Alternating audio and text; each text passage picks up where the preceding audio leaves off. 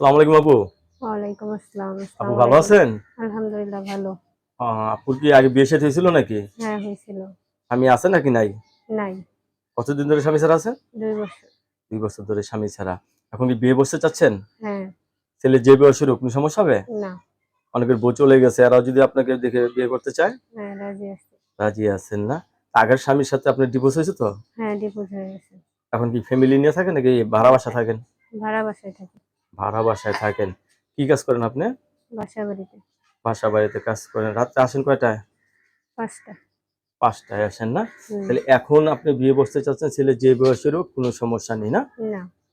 দর্শক এই আপুর কথাগুলো শুনলেন। আপু অত্যন্ত সরল সুজাজের মানুষ। আপু বিয়ে বসতে চাচ্ছে। ছেলে যে বয়সের হোক আপুর তরফ থেকে কোনো সমস্যা নেই। আপু অনেকে আপনাকে ফোন দিবে, কারো সাথে খারাপ ব্যবহার করবেন না। ঠিক আছে? ঠিক আছে।